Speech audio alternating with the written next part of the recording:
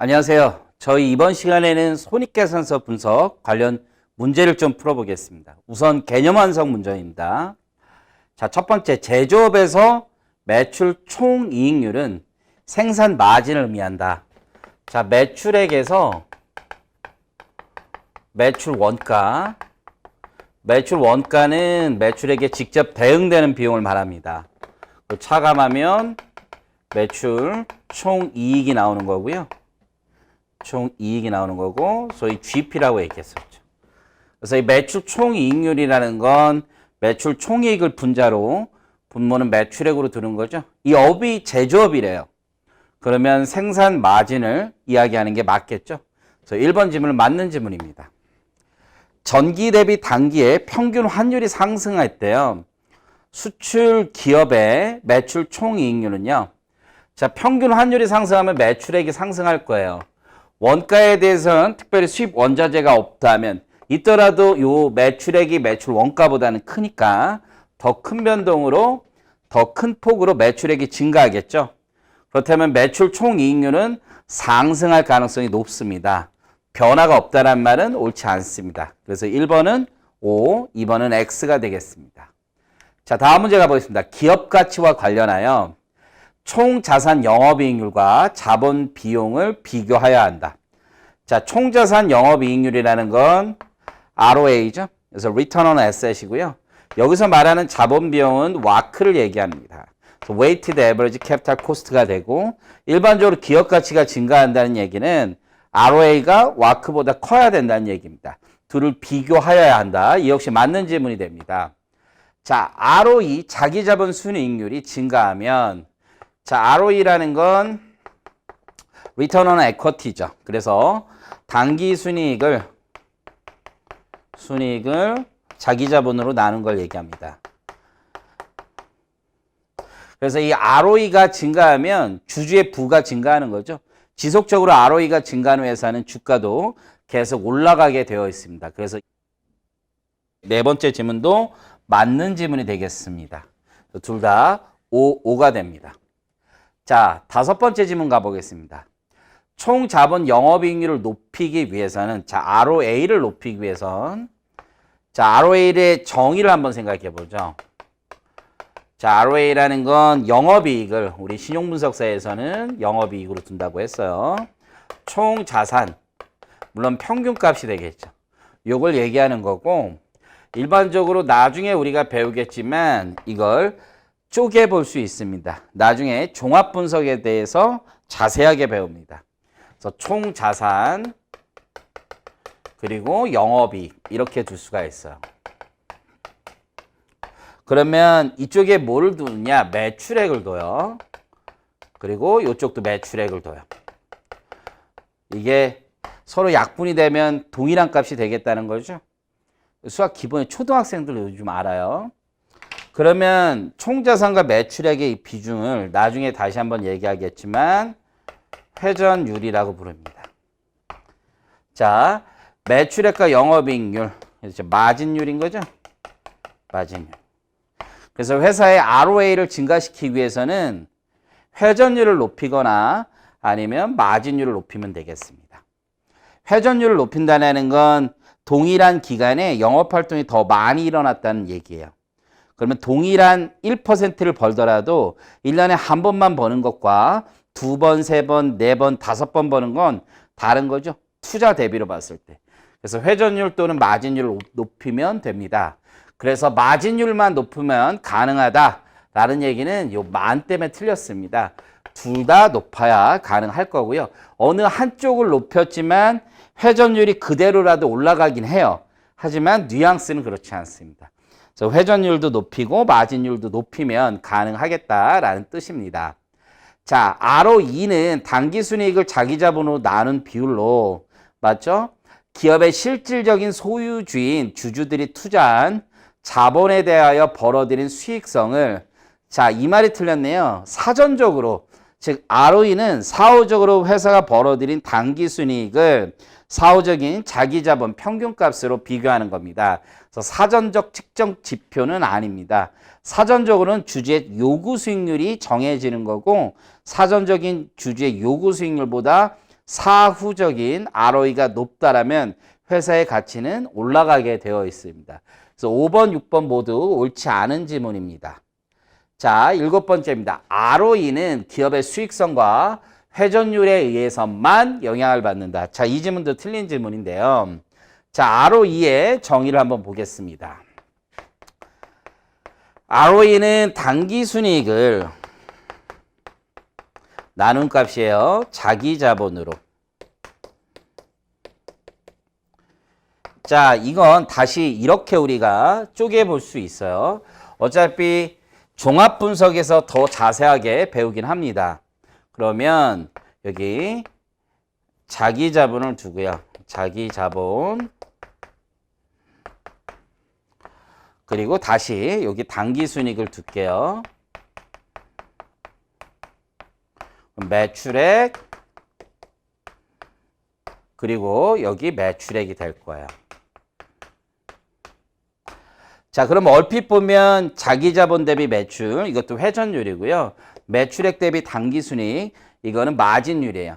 이 둘에 의해서만 영향을 받는 것처럼 보이지만 얘를 다시 쪼갤 수가 있어요. 이건 종합분석에서 우리가 배울 건데요.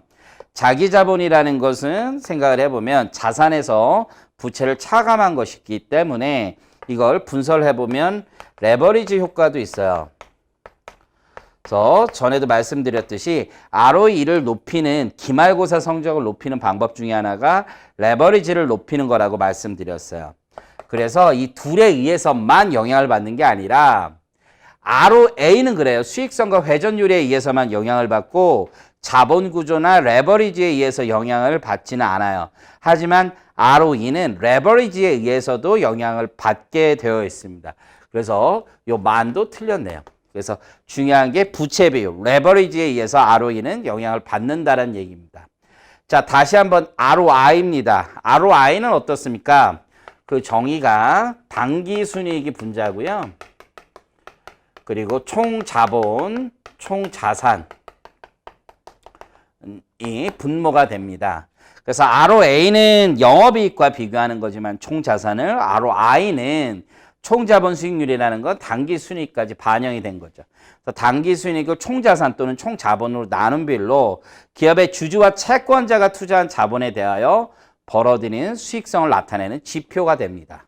그래서 첫 번째, 7번째 질문은 X가 되고 당기순이익 그리고 총자본이 되겠습니다. 자, 이제 객관식 문제 쪽으로 한번 가보겠습니다. 자, 기업의 제조, 생산 마진을 나타내는 정보를 물어봤습니다. 아까 우리 개념 완성 문제에서 풀었던 것과 비슷합니다.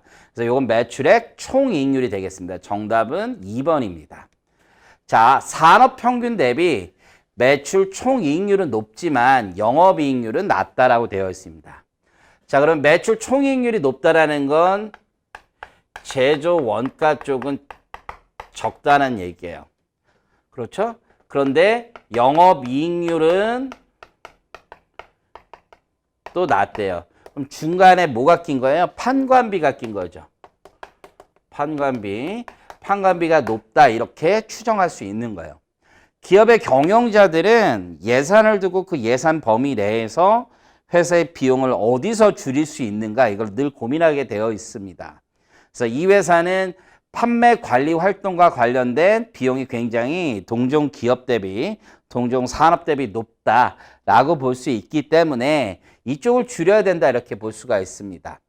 자, 옳지 않은 것입니다. 첫 번째, 생산 공정을 혁신하여 제조원가를 낮췄다. 이건 추정이 가능한 거죠. 자, 마케팅 비용이 일시적으로 증가했다. 신문 같은 거 보면 이런 얘기가 나와요. 땡땡 전자가 단기에 영업이익률이 많이 떨어졌는데 IR팀에서는 이 이유를 마케팅 비용의 일시적 증가의 원인이 있다라고 밝혔다. 이런 기사들이 나오는 거예요. 즉 마케팅 비용이라는 건 판관비고 그것이 일시에 대폭으로 증가해도 이걸 수익 비용 대응처럼 처리하지 않고 일시의 기간 비용으로 처리하게 되어 있습니다. 그래서 이것도 맞는 말이 되겠죠. 판관비가 증가했으니까 기간 비용 처리하니까. 자, 세 번째, 판매 직원들의 노동 생산성이 낮다. 이것도 맞는 말이 돼요. 왜냐하면 판관비는 많이 들어갔으면 그만큼 매출이 많이 올라갔으면 노동의 생산성이 높다라고 볼 수 있지만 지금 노동의 생산성이 낮기 때문에 판관비 들어간 거 대비 매출이 안 나왔다는 얘기가 되는 거죠. 그래서 이 역시 맞는 지문이 됩니다. 향후 우리가 생산성이라는 말, 부가가치라는 말을 배울 거고요. 그때 기본은 매출과 관련되어 있습니다.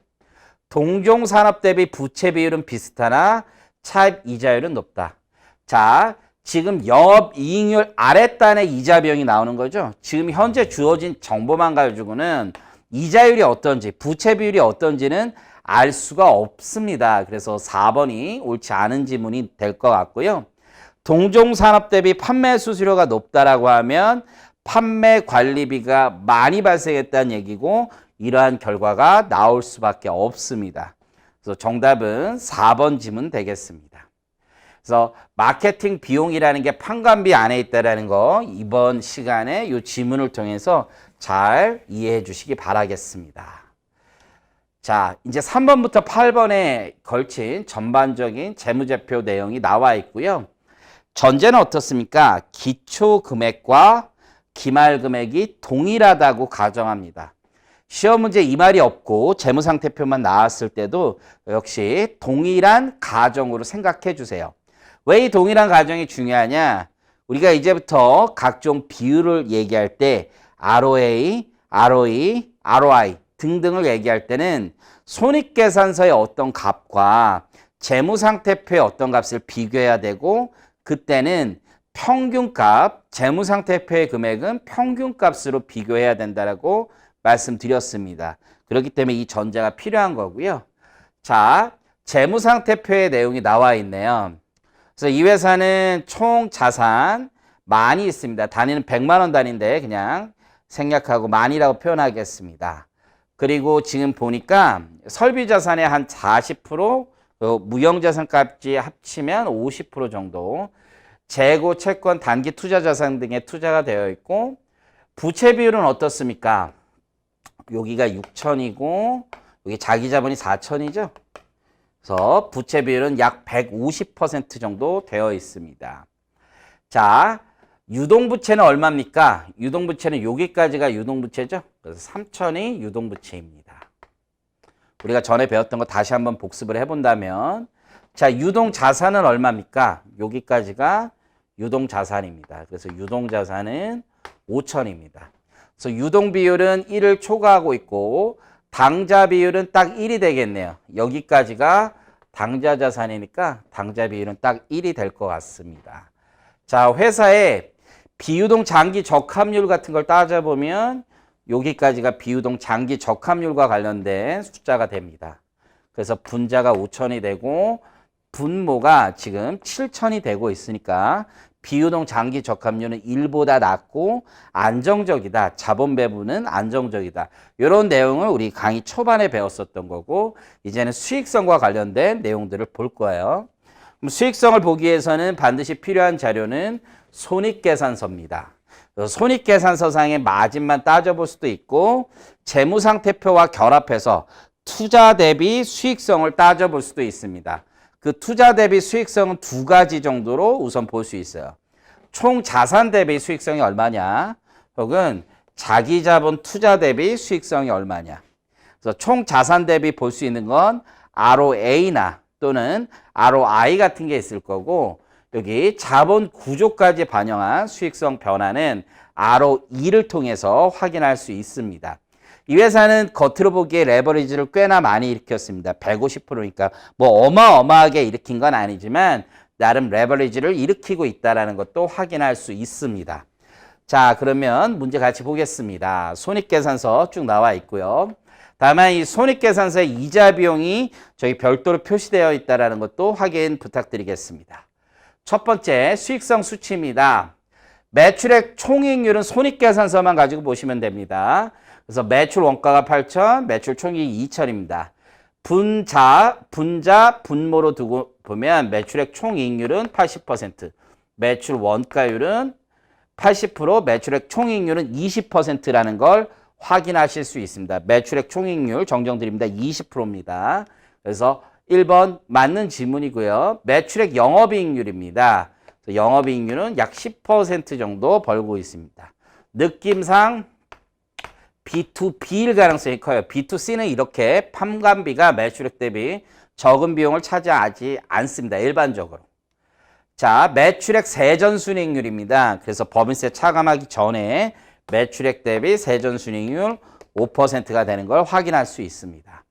매출액 순이익률입니다. 여기서 순이익률은 당기 순이익률을 얘기하는 거고 당기 순이익률은 여기 4%가 됨을 알 수 있습니다. 자, 마지막으로 총 자본 영업이익률이에요. 소위 말하는 ROA가 됩니다. 그럼 ROA를 계산하기 위해서는 총 자산이 필요했고 아까 우리 총 자산은 10000인 걸 확인할 수 있었고 여기 영업이익이 1000이잖아요. 그럼 ROA는 25%가 아니라 10%에 해당합니다. 그래서 정답은 5번 됩니다. 자, 네 번째입니다. ROE를 계산해 달라요. 자, 그럼 ROE는 자기 자본을 분모로 두고 있습니다. 그래서 분모가 ROE는 자기 자본입니다. 평균값을 계산해야 되는데 기초, 기말이 동일하니까 특별히 문제되진 않습니다.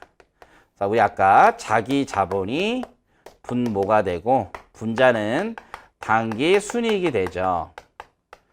자, 자기 자본이 얼마였습니까? 4,000이었어요. 부채가 6,000, 자기 자본 4,000. 당기 순이익도 400이었죠. 세후 순이익을 얘기하는 것이기 때문에 ROE는 10%입니다. 이해하시겠죠? 그래서 ROE 10%, 아까 ROA도 몇 %였나요? ROA도 동일한 값이었어요. 10%였습니다.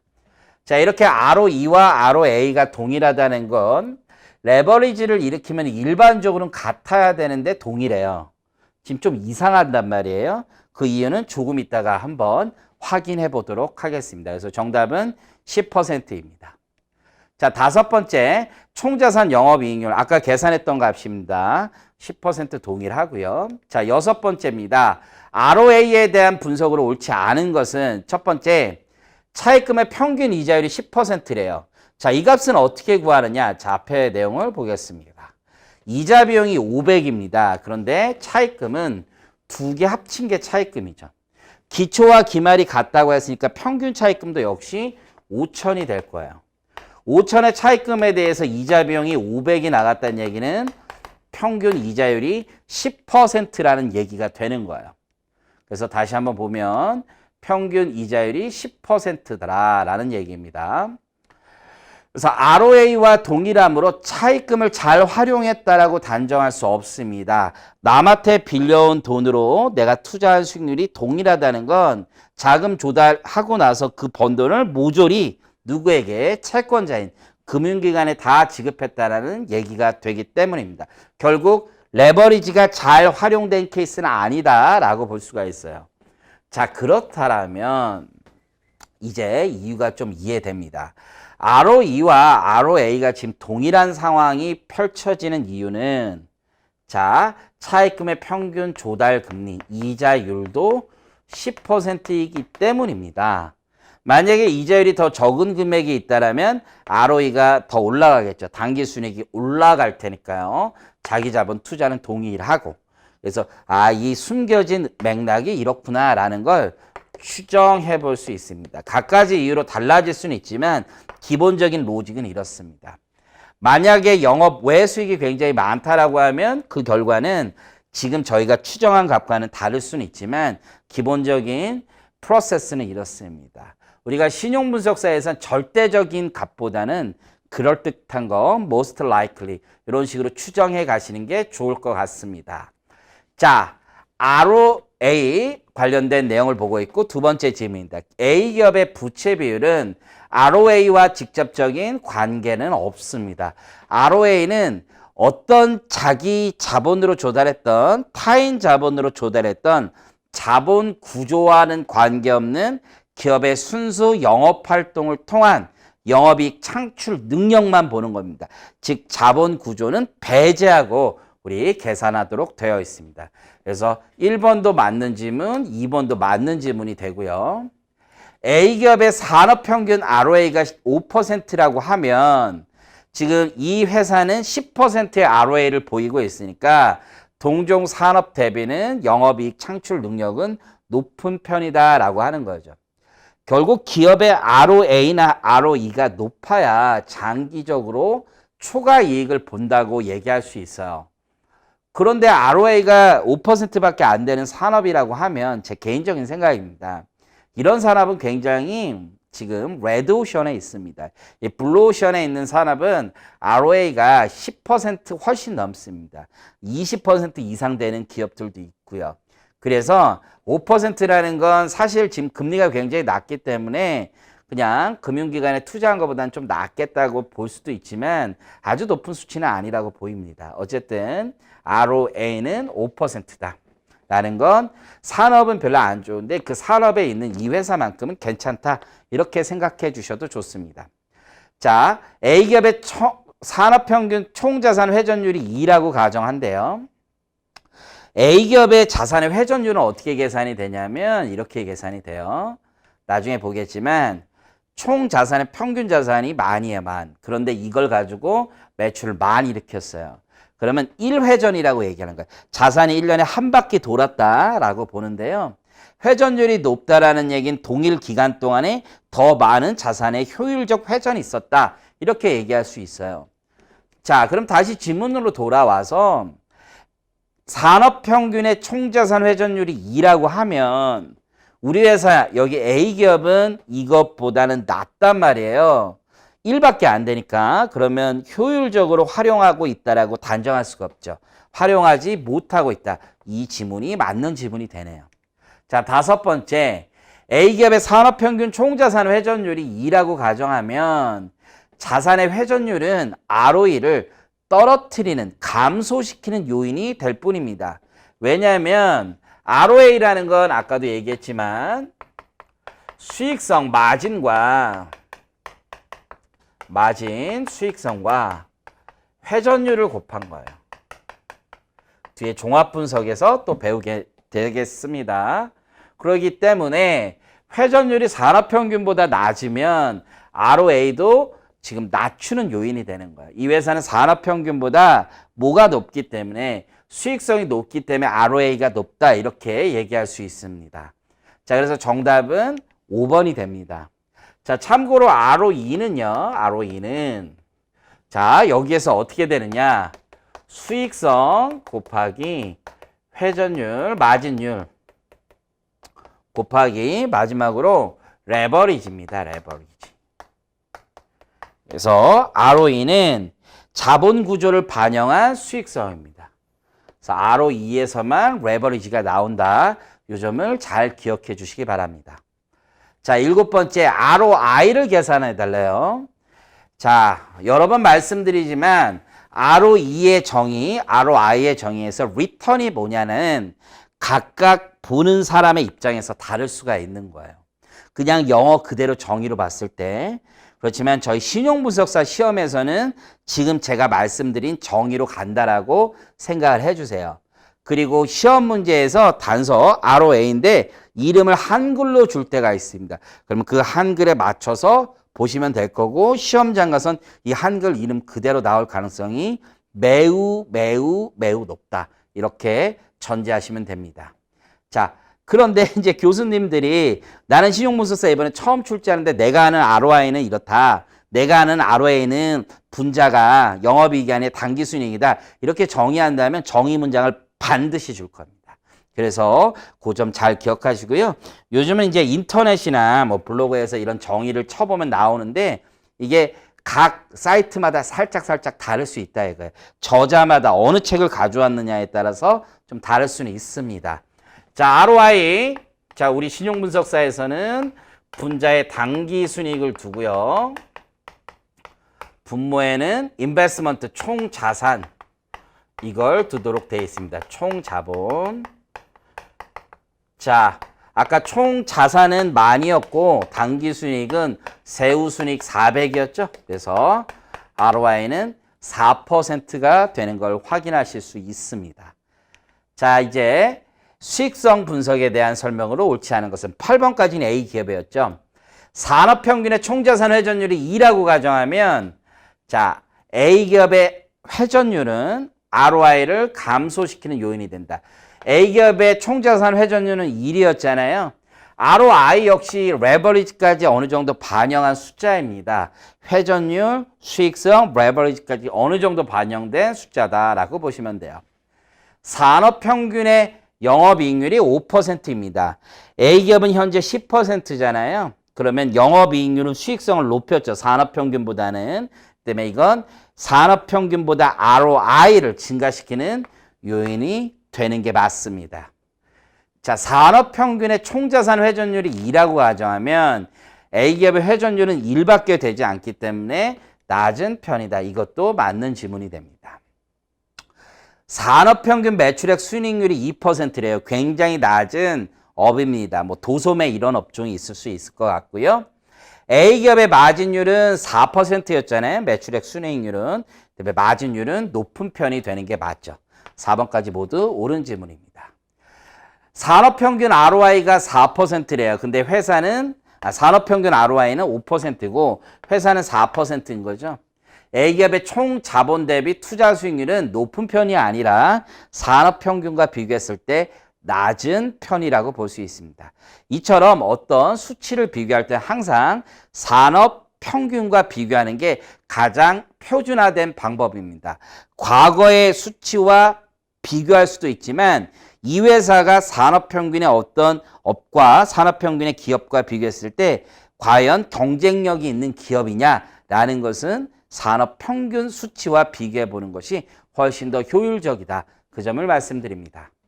자, 이제 9번째입니다. ROE입니다. ROE.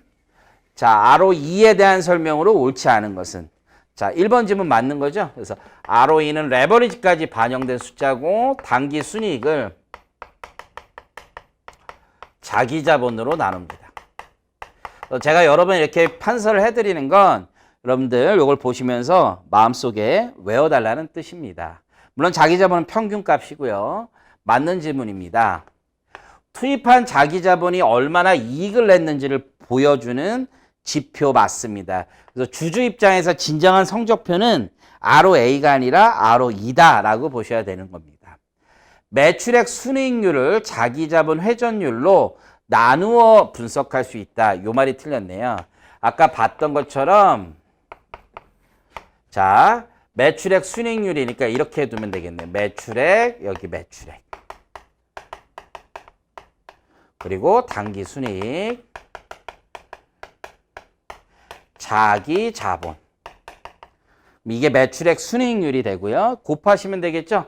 자기 자본에 대한 회전율. 항상 회전율은 우리 신용분석사에서는 매출액을 기준으로 보시면 됩니다. 자, 주주 입장에선 ROE가 내가 투자했는데 여기서 한 5, 6% 벌어요. 그게 시중금리보다 높아야지만 할 만한 거죠? 아니, 시중금리는 한 10%인데, 물론 지금 현실에 맞지는 않지만, ROE가 7, 8%다. 그러면 은행 가는 게 낫지. 이 회사의 위험까지 감수하면서 왜 투자하겠어요? 자, 리스크 프리미엄을 더 얹어서 주주들은 받아야 된단 말이에요. 이해하시겠죠? 그래서 시중금리보다 높아야 그렇지 않습니다. 그래서 제가 이제 추천드리고 싶은 것 중에 하나가 여러분이 뭐 네이버를 보시거나 하면은 아니면 구글 같은 걸 보시면 해외 주식은 구글이고 우리 국내 주식은 네이버를 보면 재무 정보가 나와요. 그래서 기업 이름을 검색하고 중간에 이제 주가 차트가 있잖아요. 그리고 오른쪽 하단 가운데 중에 보면 재무 정보가 있어요. 그 재무 정보를 딱 클릭을 해보세요.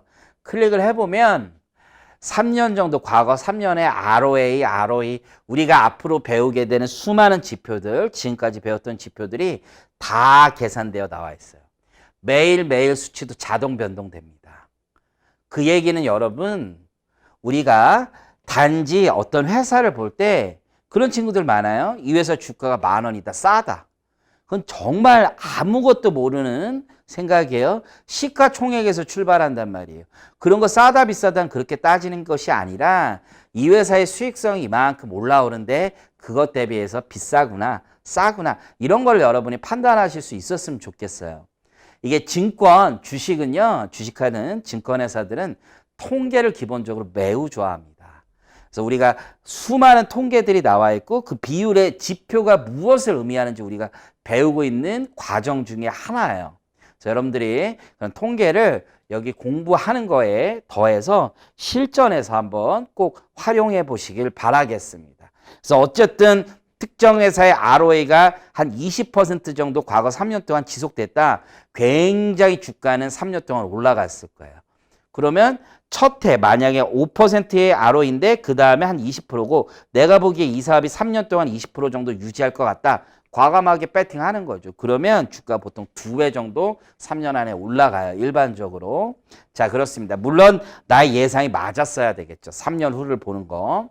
시중금리보다 높아야 투자에 의미가 있다. 이거 맞는 질문이고 3번이 틀린 질문이고 5번은요. 사후적인 자기자본 비용의 배용치로 볼 수 있다. 맞죠? 그래서 ROE는 사전적인 의미는 아니에요. 사후적인 의미다라고 말씀드렸습니다. 그래서 정답은 3번입니다. 자, 10번째 가보겠습니다. ROE에 대한 설명으로 옳지 않은 것은 매출액 순이익률과 그렇죠? 자기자본 회전율을 곱해서 분석할 수 있고 일반적으로 회전율이 높아지면 ROE도 개선됩니다. 그래서 회전율, 수익성, 레버리지 세 개 조합이다. 투하자본 대비 수익성이 적절하게 반영된 투하자본 대비 수익성이 반영된 비율입니다. 자, ROE는 수익성과 회전율에 의해서만 아니죠. 레버리지에 의해서도 영향을 받습니다. 그렇기 때문에 4번이 옳지 못한 지문, 정답 지문이 되겠습니다. ROE가 높다는 것은 자기 자본에 비해 그만큼 순이익을 많이 벌어내 효율적인 기업 활동을 했다는 얘기예요. 주주가 넣어준 돈이 100억인데 1년에 20억을 벌어왔대요. 괜찮은 회사죠. 믿고 투자할 만한 회사가 됩니다. 정답은 4번 되겠습니다. 자, 11번째 문제입니다. A기업은 동종 기업 대비, 동종 산업 대비 이렇게 표현할 수도 있고 매출액 영업이익률과 순이익률이 낮대요. 그러면 영업활동의 이익률도 산업 대비 낮은 거고 영업 외 손익도 낮기 때문에 순이익률도 다 낮죠. 그럼에도 불구하고 ROE는 높대요. 그러면 둘 중에 하나죠. 수익성은 낮지만 회전율이 극단적으로 높거나 혹은 레버리지를 굉장히 잘 일으켰다는 얘기가 됩니다. 그래서 옳지 않은 것은 매출 원가율도 높고 판매 관리 비율도 높으니까 수익성이 안 좋았겠죠. 맞을 겁니다. 영업이익률은 낮으나 영업 외 활동에서 얻은 수익도 높을 수가 없습니다. 정답 2번이겠네요. 왜냐하면 매출액 순이익률도 낮으니까 영업 외 활동도 그다지 활용 잘 되지는 않습니다. 수익성이 높지는 않습니다. 레버리지 높을 수 있고요. 마진은 낮지만 회전율이 높다. 수익성은 낮지만 회전율이나 레버리지가 높다. 다 맞는 말이 되겠습니다. 그래서 정답은 2번 되겠습니다. 자, 이로써 저희 손익계산서 관련된 분석에 대해서 문제를 마무리했습니다. 다음 시간에는 저희가 회전율에 대한 얘기를 할 거예요. 회전율이라는 건 지금 시간에 어느 정도 맛은 봤지만 일정 기간 동안에 자산을 얼마나 효율적으로 몇 번 돌렸느냐 이 개념이고요. 지금 시간에 총자산에 대한 회전율을 봤지만 다음 시간엔 매출채권이나 재고 혹은 비유형, 비설비자산, 비유동자산에 대한 회전율 등을 한번 보도록 하겠습니다. 자, 이번 시간도 고생 많으셨고 다음 시간에 뵙도록 하겠습니다. 감사합니다.